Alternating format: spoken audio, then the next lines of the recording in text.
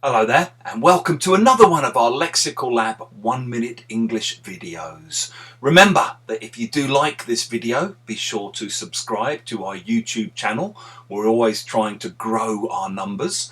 And please check out our website www.lexicallab.com to find out more about the online English language classes we offer.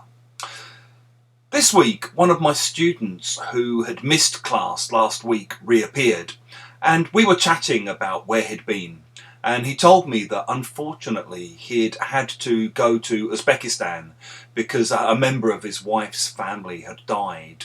Then, coming back from Tashkent, the capital of Uzbekistan, he had a long and tiring journey.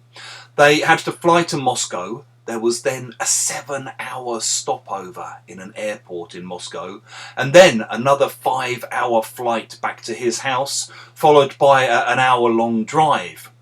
Obviously, these kinds of journeys really take it out of you.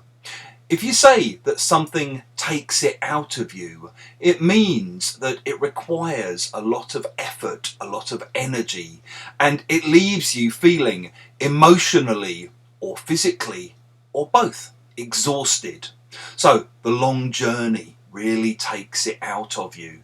In the same way, maybe teaching online 5 or 6 hours every day, or of course studying online 5 or 6 hours every day, really takes it out of you. Running around tidying up after your kids really takes it out of you. And sometimes if you have to sit through long, boring staff meetings, the meetings really take it out of you.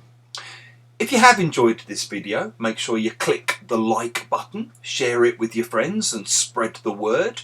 And in the comments section below, tell us about things that have really taken it out of you.